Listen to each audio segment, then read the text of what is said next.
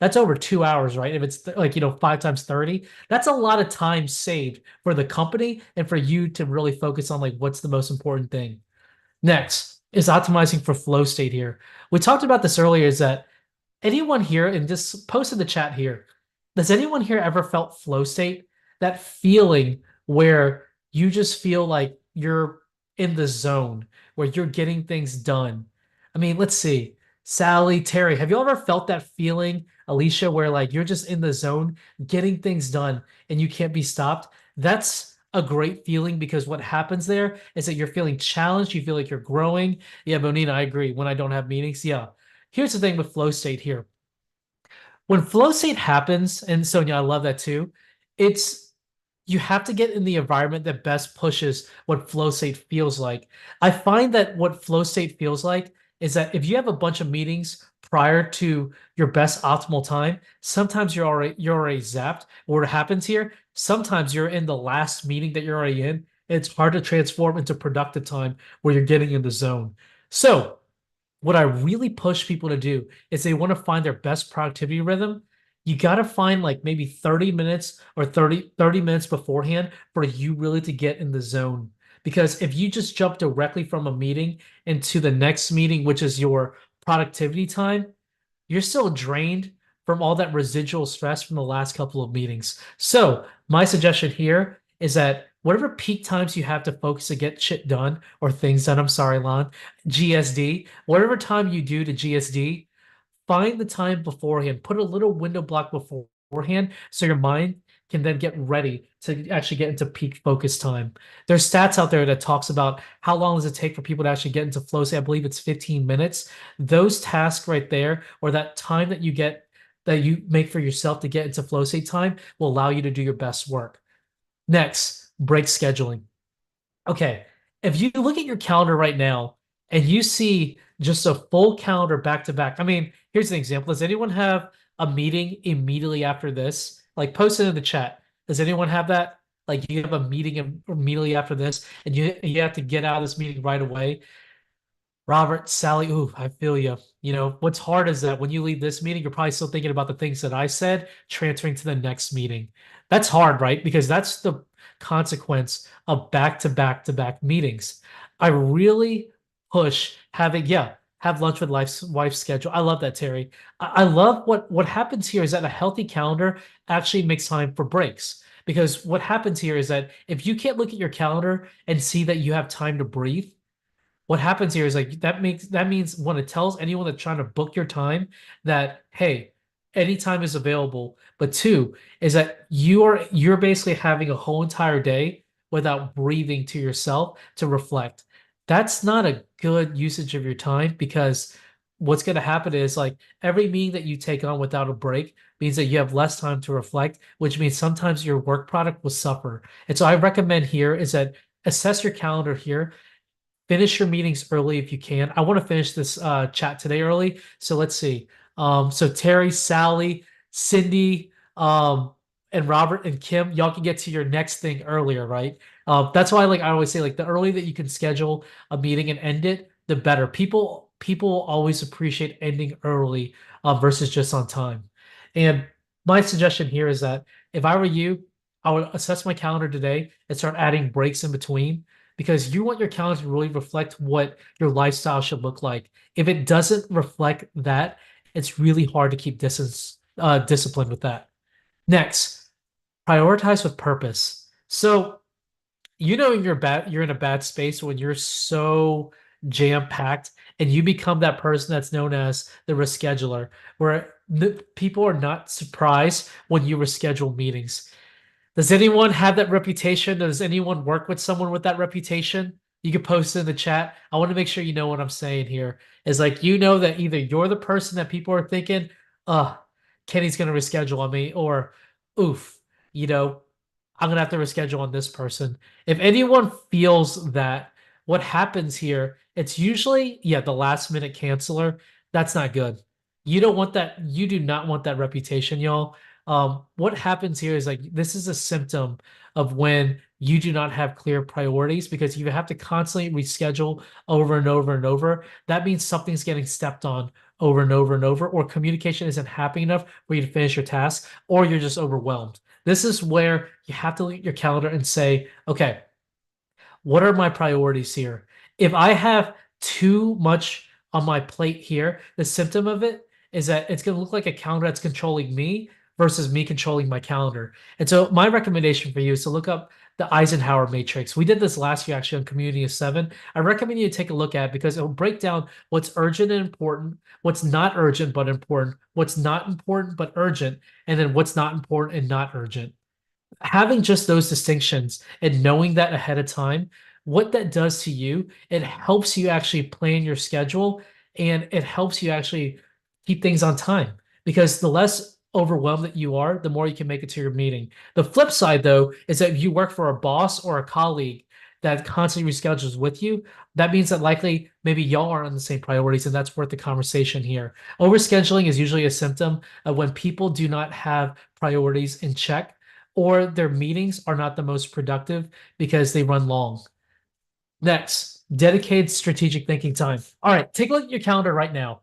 I want everyone to pull up their calendar right now on Outlook or Google Cal real quick. I'll give you a couple of seconds. Pull it up real quick. I want y'all to take a look at something for me. Give you about 15 seconds. So as you pull up your calendar, I want you to take a look at how much time is actually done on operational tasks versus strategic tasks, time to think versus time to execute. This is a really important distinction here is that at a certain point of your career, it's very easy to get into the doer mentality, but it's very hard to break out of it where you need time to actually think and reflect. I hope folks here on this call can feel this feeling when you feel like you're always putting your heads down. Sometimes you need to put your heads up. And like that heads up time is that when you're able to look up and see the bigger picture. It's very hard to see the bigger picture when you're in the weeds every day. And so my suggestion here is that have some thinking time. We call them clarity breaks within our company. Is that for every week, we suggest to our team like have an hour or 2 hours on your schedule where you can have a clarity break. And that's not time for you just to go watch like Netflix or something. That's time for you actually to reflect on your week and to think ahead. Because if we always are looking down, how do we know what's coming in front of us, right? And so that's really the point here is that you want to look ahead of time. Yeah, her planning, research, and thinking is not work. That can be the farthest from the truth. Is that planning, researching, and thinking really, we're not paying. I find today, like the relationship with the modern employer here is it's so much do, do, do, do, do, do, do. But the thing is, like, when you do so much, you can't really actually think about how do you make the business better when you're always in the weeds of it. That's a conversation that we have to change, Sonia. I'm glad you brought it up. But this is the relationship that you have to have with your calendar is that whether it's like for your professional time, I think it's good for your personal time as well. Like, how much time do you actually give to yourself to actually think and reflect on the week? Now, realistic time management. Okay. If you're guilty of going over or missing meetings in general, like you're worse than the rescheduler, you just miss meetings because you're double booked all the time. Does anyone here feel double booked or work with someone that's always double booked? The symptom of that is that either they don't know if you're going to show up or you don't know if they're going to show up. That's not good because that wastes everyone's time, could waste your time as well. And that's a symptom again of not being able to look ahead. And that's also another symptom of not having very clear priorities. And so that's where like realistic time planning comes in, is that if you are the double booked person at all times, that's where you have to have very clear communication with your stakeholders or whoever you report to, work with, or in your personal life. That's a clear conversation on what are your priorities. Because being double booked is usually a symptom of not communicating well enough. And now finally, it's the balanced life scheduling. We talked earlier during the exercise about having a balanced schedule, and that includes actually having like personal time in your calendar. Because what that actually communicates to the people that you work with is that, hey, I have a personal life too, and I don't believe in work-life balance actually. Like, hot take. I actually believe in work-life harmony. It should integrate in together. And I put stuff like therapy on my calendar because I want the team to show like what's important. I put things on my calendar like family time because I want people around me to see that this is part of my calendar too, and that it's almost a sin for them to step on it. Yeah, work-life integration. Agreed with that, Terry. It's important for people to see that your whole human self. You don't have to put the actual tasks, such as, if there's something medical or something you don't want to share, but to actually have blocks there for like personal time and actually telling people they schedule over it that that's not okay, or even putting it out in office, that communicates boundaries, y'all. I find that your calendar, you have a bad calendar when people can just schedule things without even talking to you. They can just throw, if you feel that, like, and I hope you feel seen, but people just throw crap on your calendar without even asking you, that's when like you have a complete imbalance of your calendar, whether it's work life or whether it's like you're not communicating well enough on what priorities are or what purpose of meetings are within your organization. So, all right, let's talk about how to keep momentum here. We just shared the seven deadly sins here, which is this. And this is where I recommend everyone to screenshot this slide here. You know you're not in a good place. If you pulled up your calendar, you're like, damn, I'm accepting every invite without asking why. Dang, I am not able to get heads down time to do the most important things in front of me. Poof. I feel like I have to go to meeting after meeting after meeting, and I have no break in between. When do I have time to actually take a breath to go to the next thing? I have to reschedule, or this person's rescheduling on me. That's a sign that right there, we're not communicating our priorities well enough. It happens over and over again. Operational task, no time for strategy. That's a sign right there that maybe your best self isn't being fully utilized or the environment around you isn't valuing your strategic thinking. That's not a good thing to have for yourself long term. Next is that you're constantly the overbooked or the meeting misser because you're constantly double booked. This is where you have to have the conversations with the people that are trying to book you over and over and over. What are your priorities? And then finally, if you are getting stuff thrown at you in hours that are completely inappropriate, where you want to have clear boundaries, this is where you have to set boundaries with the people and communicate to them, hey, during these hours here is when I'm not able to respond.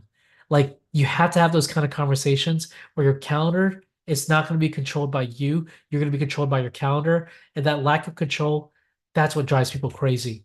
And so I have a very simple framework here that I want you to remember. It's so simple, y'all. CAP, CAP. So this is what I recommend you to look at your every week is that every week I have a time slot where I review my calendar for the following week. I do that to get ahead of time so I know that I have to move things. I can tell the person without having it to be last minute because I know that if I'm going to set boundaries, I don't want to infringe on a person last minute and I cause even more inconvenience to them. I want to have a conversation where there's a time window in between, but also I want to know like, am I focusing on the right things for the week? So having just 15 minutes to assess your calendar, I feel like you can make that time for yourself. It's 168 hours of the week, y'all. You can spare 15 minutes to review your calendar. Next is your priorities.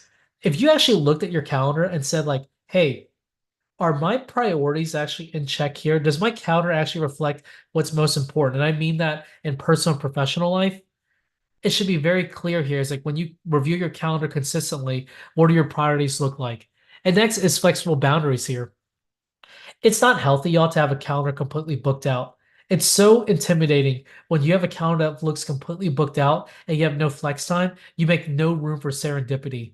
It's so important, y'all, to actually make time in your calendar for free space. The goal should be not to brag about how much like booked your calendar looks. Like if you are bragging about how busy you are looking at this the whole wrong way, and this is not the talk for you. You should be bragging about how effective you are accomplishing what is most important to you and the free space that you can build. Free space, y'all, is the goal, not used space. Now, here's my challenge for you. I put together this presentation for you. I want to offer it to everyone here. And so this is my asking you. If you're committed to actually making your calendar better as a tool that can actually help your life just become way, way more effective in the things that you love and are passionate about, email me in 72 hours. And not only am I going to email you this presentation here, I'm going to actually give you an activity that you can do to audit your calendar. And this activity, I believe, will really change the way you approach your work. And so this is my email here. I'll post it in the chat. right here. And I'll take questions in a few, but I'll end with this thought here is that I took this picture not too long ago. This is me and my wife, and you can see just the joy in our face, the time that we actually have for each other at night, because this was on a random Tuesday night. I chose not to work, but I also made it very clear to people that I'm not working on Tuesday nights anymore. I'm not working on Wednesday nights. And thank you, Monica. And it's a very nice picture, right? I appreciate you. This right here, though, is a symptom. Like if you can just look at your pictures, y'all, of when you know your calendar is actually in control, but you can just see on your face, do I have energy to be really present in the moment? And so I looked at my calendar here and I'm like, more free space. Oh shoot, there's time blocks actually for me to actually look at like what I need to do. And this is actually like focused on like my actual priorities. We're in a good spot. And so I changed what I thought when I used to say I can't do this to I can keep doing this. And that's my wish for everyone here is that when you look at your calendar, you stop saying I can't keep doing this. You say I can keep doing this. And that's when you know you hit a good spot. And so, yeah, this is my ask of you. Email me in 72 hours. I have this little gift for you. This is an audit of how you can best go through your calendar. I recommend you actually going through it with other people to actually get, because they sometimes control your time with you. Actually do this audit with someone else. It's going to really give you the perspective on how you best use your time. And I'll just throw some fun facts here as well when it comes to wasted meetings. Blew my mind. Work like what, lack of flow state. 64% say comes at the expense of deep thinking. That means 64% is not feeling flow state, y'all. How do you want to stay in a job that you don't feel that? Waste of time. 71% said meetings are unproductive and efficient. I think that's actually BS in terms because I think meetings should be fun and awesome, right? Because if you could sit through a movie because you're so entertained, but there's no interaction in there, why can't you sit through a meeting where there's supposed to be interaction? Why do we have to have such a bad sense of like meetings all suck? Why don't we look on the positive side and try to make meetings better? Like make meetings have a purpose. If you shorten your timelines, you tend to make decisions faster in a meeting, especially because if you give people an hour, sometimes what happens here is that you use the whole entire hour because you feel like you're obligated to fill it. People hate that. And finally, here is that ineffective in team cohesion here is that meetings actually 60% said meetings don't actually bring teams closer together. Yo, we got to make meetings better. And I think calendar management is tangential to that because the more you are able to police your calendar on why you should be in something or why someone else should be in the meeting that you're in, you could be the force for change that we need because all that time back can be given to things that you love. So thank you for tuning in. All right, Lan, you want to take some questions? Love that. Yes. No, we're going to open it up to questions soon. So if you have any questions, do the raise hand emoticon, or you can also ask your question in the comment section. If you're watching this via live stream too, feel free to answer your question. We had some technical difficulties on live stream, and so we missed kind of the first 10 minutes or so. But if you're watching this via live stream on YouTube or Facebook or Twitter or anything, just ask your question in the comments. So first question for you before we open it up to the Zoom audience. So I love all of your tips. I remember, as a senior leader, I would be very specific with my team and we would have weekly meetings. And I'm like, who are the people? We don't need everyone on this team to be in the meetings. Who do we kind of delegate? So I delegated a lot of meetings and people would come back with kind of meeting notice. But what if you're an individual contributor or what if you're maybe starting out in your career? And I was looking at Sonia in the comment. She had a great, she heard from like different teams that planning, researching, and thinking is not work, right? How do you combat those attitudes if your work doesn't prioritize that? And in some cultures, they want to see you busy. They want to see you kind of with back-to-back meetings. Like when does actual work get done, right? So what do you do if you're maybe not in a position where, you're the CEO of your company, so you can actually implement this deep work and thinking and planning. But what if you do when you're kind of starting out, or you might not have that control to change things? Yeah, there are things that are definitely even out of my control, right? It's like we have clients, or sometimes clients like demand a meeting and they might not have this kind of meeting culture that we have. And that's something that we have to train people on is asking the right questions without having to seem like ever confrontational. And so I always say like use it with this lens here is that you have to ask for what you need for. If your best self is to have actual time for planning, researching, and thinking, Sonia, and like those are trigger words for that person, like reframe what that time block is then for yourself so you can have that time there. Because that's the thing is like some words like people don't understand, but like if you need to be your best self, you got to find the time for you to put that on your calendar to do so. My number one thing I always say though is like have the conversation is that at the end of the day, like if you are reporting to someone, if you do well, they look good, right? They want to look good in front of their bosses too.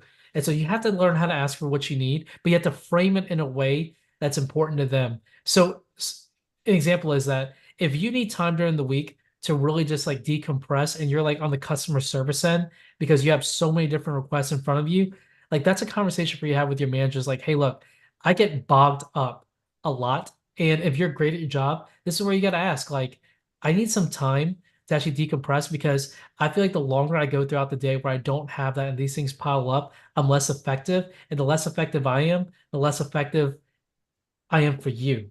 And so that's where it's the negotiation tactic, right? It's not just for yourself, it's for the other person. I find that like that always disarms the other person when you're saying like, hey, I'm not asking boundaries for my just for myself. I'm asking boundaries to help me do the work better for you. The more you frame that, the more the person understands why you need that space.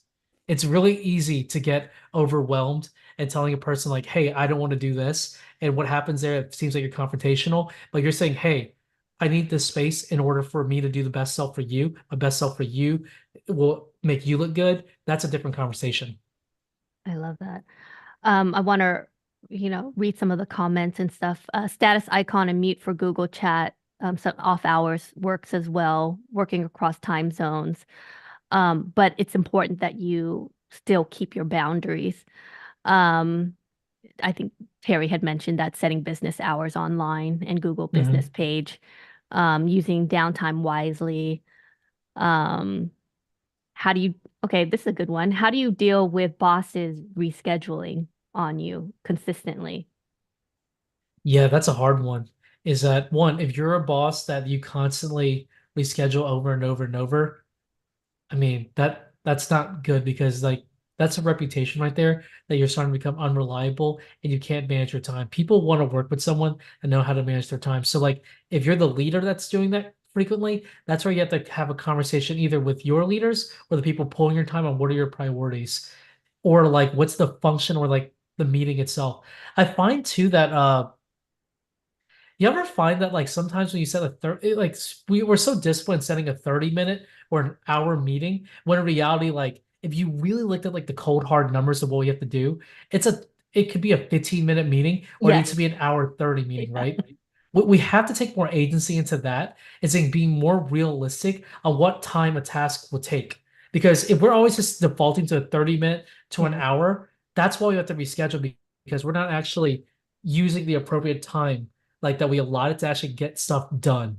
So that's the kind of relationship that you have to do when you audit your calendar is actually look at is this the actual time that you need to get stuff done? That's if you're the leader. Now let's the flip side though. What if you're actually getting rescheduled with all the time?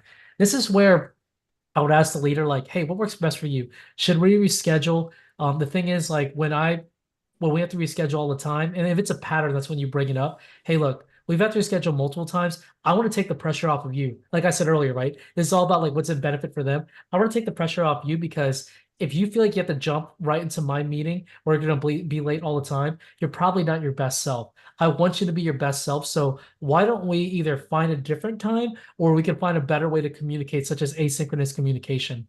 People will appreciate that conversation because it takes the pressure off of them for having to always manage this crazy schedule. But really, though, the crux of this is like organizations need to learn that 30-minute and 45 or an hour meetings should not always be the default. You should match the task or the time to the task allotted. I love that. And I looked up two quotes because when you mentioned that whole notion of a lot of meetings could actually be 15 minutes if you Yeah. look at the time. two quotes, one by Mark Twain. If you want me to give a 2 hour presentation, I'm ready now. If you want only 5 minute speech, it'll take me 2 weeks to prepare. And then Yeah. Woodrow Wilson, if I'm to speak 10 minutes, I need a week for preparation. If 15 minutes, 3 days. If half an hour, 2 days. If an hour, I'm ready now. So it's this whole notion of like a lot of times I've realized that managers or people who schedule meetings who aren't prepared for the meetings will require the full hour because they haven't prepped. Like I Yeah. was the master of 15, 20, 30-minute meetings, and I was very specific. There's a reason why Community of Seven is called Community of Seven. Seven is the ideal number for meetings. Anything Mhm. above seven, you lose productivity by 10% each person you add. So I was very specific with who was in the meeting, and I would spend an hour for every half an hour of that meeting prepping, writing an agenda. This is who are going to talk. These are the people, and they need to talk about this X, Y, and Z. Mhm. So a lot of times people will schedule meetings because they want to brainstorm. I hate kickoff meetings or the kickoff meetings to kick off the meeting because Yeah. people are The just meeting bad. about the meeting. Yes, because they're just not prepared. But if you prep before then, the meeting should only be 15 minutes and 45 minutes should be actual work, right? Yeah. So I love your example about scheduling personal things with, like my whole book is about what matters most, right? And we usually kind of have this separate life between work and home. But then in a lot of days, especially with the pandemic, everything is kind of merging into one. Um, how do we put in the personal in, let's say, for folks who are on this call who are working at corporations where they don't want to see the personal, right? Like Yeah. where it's kind of taboo. Like what are some workaround solutions with that, or is there a workaround solution? For the when we talked, I did this whole presentation actually for another like huge corporation actually in between since we last chatted. And like what I've learned there is that you don't have to put the full context of what you're doing, but just like put the blocked off time on the calendar. It can just be something like personal time, or development time, or just like an out of office. You don't have to put full context because obviously you want to put your privacy. You control your privacy. You control what you share. I do think it's important though, is that at the bare minimum though, whatever you put, you should still have that blocked on your calendar. So Yeah. if it's like family time on the weekend, you don't want to put family time for some reason, uh, put that as personal time. But like Yeah. it's important for people to see that because it creates the boundaries. Yeah. I always think of the quote, we teach people how to treat us. Yeah. And Yeah, and yeah. If they don't set the if you don't set your own boundaries, someone's gonna set it for you. I love that.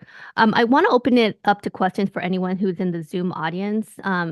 Do you have, if anyone on the Zoom audience, you can either unmute yourself and ask, or you can put it in the comment section. Oh, Gigi, I think you have a really good question. Do you want to unmute and ask, or do you want me to ask it for you? Gigi? Okay, I will ask for her then. Do you find any generational differences regarding the perception of time management? I find that younger generations expect an instantaneous response. Email or our cell phones have added to that phenomenon. That's such a good Yeah. observation. Um, I think I'm relatively young. Yes, you're a For millennial, right? yeah, I'm I'm a Gen X. millennial. Yeah, I'm a millennial.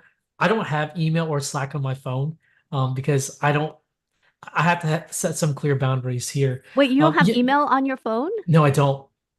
I don't. That's like Yeah, blasphemy for me. yeah, yeah. I don't have email on my phone. I don't have Slack. It blows people's minds. It's like, don't you run like pretty successful marketing agency, creative agency? It's like I do, but here's the thing. I also train people if they want to get to me, just call me. Because the thing is, like, See, I don't feel comfortable calling people. I really, can't think about the last person I just called out of the blue, unless it was like my husband. yeah.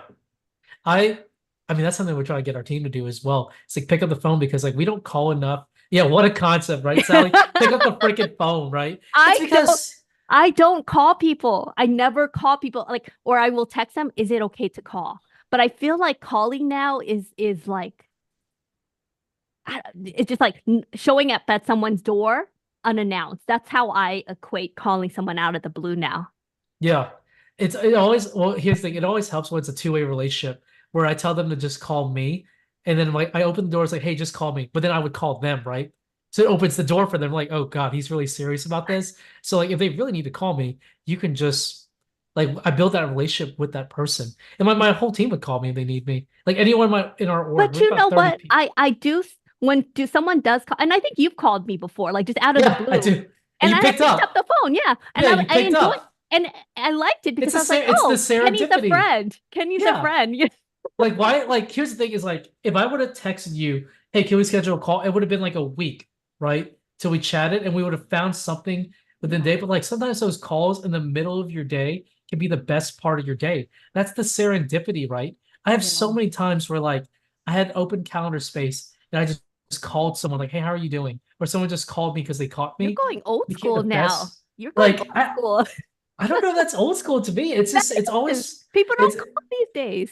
yeah, they don't. Drives me crazy. Y'all, just remember that if there's anything you remember here, pick up the phone and call people. Sometimes people appreciate that. You know what I do sometimes too? I do voice messages. Yeah, Like voice you not messages are great like too. text them, but I will do a voice. Yeah. Yeah, no, like I do that as well. Like Adrian on my team does that all the time, and that's I sometimes I prefer that too. If like we were playing phone tag, it's like, hey, this voice memo me. But I want to point out what Kim just said here. People hide behind emails, but really need to think about the importance of a message if they call. It makes it so much more intentional because in an email, it's like a one-way communication, right? Like, hey, let me just send this out to you, and you have all the time in the world to respond. But if you're in the moment right there, you sometimes get a more real response with that person That's without true. a bunch of outside influence around them. And so Yeah, that's why I really do think like just picking up the phone and calling can save a meeting sometimes. so true. Sonia says, I moved from Finland and it's texting only to Spain where everyone just calls or leaves voice message. Yeah. Sonia, do you want to unmute? Because I'm curious about your experience and whether how that cultural shift was. Yes, both for me are culture shocks because I'm not neither Finnish nor Spanish, but I appreciate it here.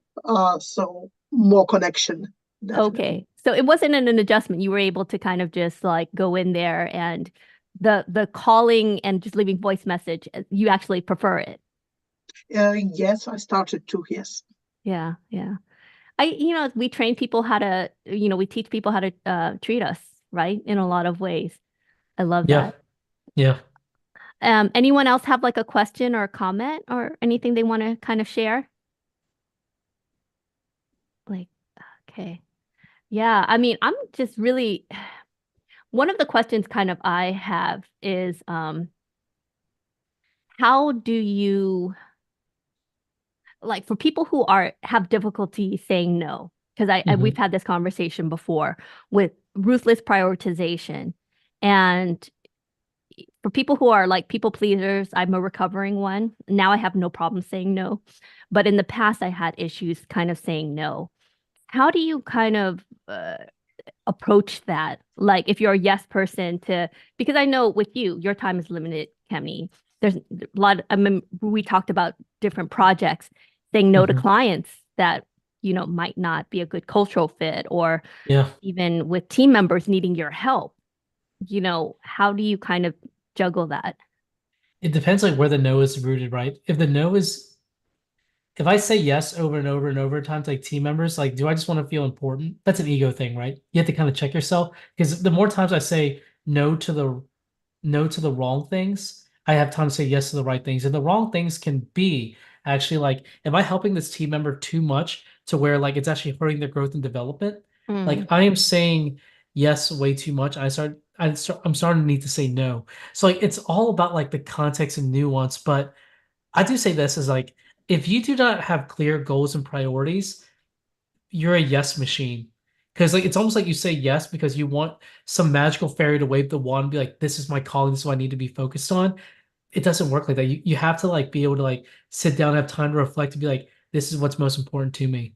Like you cannot let the world dictate that to you. You dictate it to the world. I love that. So, what is the one thing that you want the folks who are watching this via live stream or in the Zoom audience to take away from this call? What's the one, I mean, of course, email you so that they can get the deck. What's the Yeah. one thing you want them to kind of take away from this call? Practice calendar auditing. The more you practice calendar auditing, the more discipline like that. My calendar didn't get under control because I had 1 week where I'm like, I'm going to change all this. It's like 2% growth weekly, it's 100% growth annually, right? Mhm. I had to go every single week, make the practice of like my calendar being disciplined to where it is now. You have to like find time in your calendar to create that space for you to think ahead. And that's why I hope everyone here would follow is do that calendar audit that I shared earlier with you today.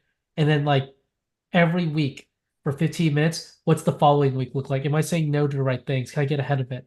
That's the habit that I hope everyone can develop. I love that. And Monina says, I color block my calendar now so I Yeah. can see the personal, professional, desk time, meal time, etc. Yeah. I Good job, love Monique. that. So I want to give you guys back 4 minutes of your time. Yeah. So we're gonna end early. If you guys can put this on gallery mode, I know a lot of you have your cameras on off. This is the only time I ask you to turn on your video cameras and unmute yourself because Kenny deserves a round of applause. Woohoo! Thank you all. Thank you so Thank you. much, Kenny. That was such a powerful, powerful talk. Make sure you email him so you can get the deck. I know his advice has really helped me out personally, and just appreciate one. Thank you so much, Kenny. Thank you.